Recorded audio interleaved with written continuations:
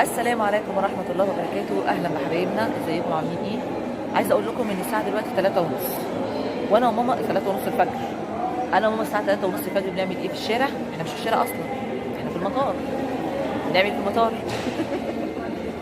في مطار القاهرة الدولي إن شاء الله. رايحين بإذن الله كده، عقبال يا رب ما يكتبها للجميع، ربنا يكتبها للجميع إن شاء الله. رايحين عمرة، طالعين على المدينة إن شاء الله. الأول هنطلع المدينة ونقعد 4 أيام فيها، وبعدين نطلع على مكة.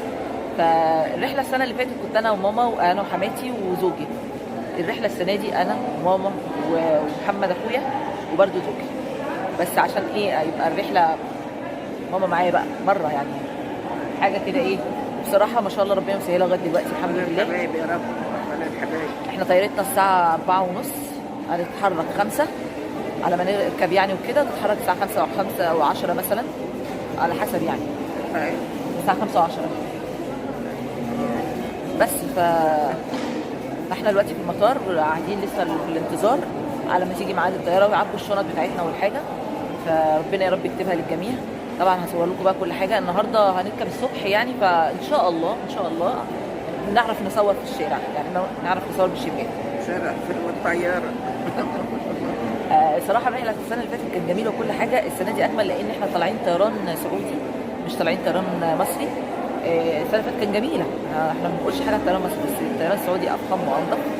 وبصراحه حتى الصاله اللي احنا قاعدين فيها، يعني احنا في مطار رقم 2، حاجه الله اكبر يعني. ربنا يتمها علينا يا رب ويكتبها لكل الناس ويحقق لهم امنياتهم، واللي نفسه يطلع يا رب يطلع. بصوا بس البني ادم اللي نايم جنبي ده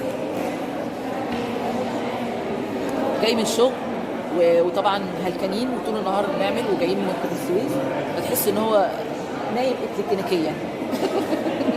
محمد هناك بيشحن التليفون لما يجي اصوره. ففرحتي النهارده بماما وهي معايا حاجه ما تتوصفش بصراحه يعني.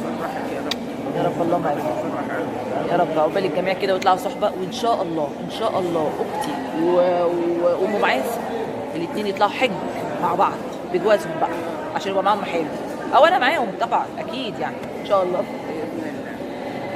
اشوفكم بقى في الرحلات اللي جايه، هصور لكم بقى كل اللي هنعمله وكل الحاجات اللي احنا هنعملها في الرحله. كل حاجه هصورها. انا ولاد اختي قالوا لي اي حاجه تمشي بالتليفون، صوري اي حاجه وانت ماشيه.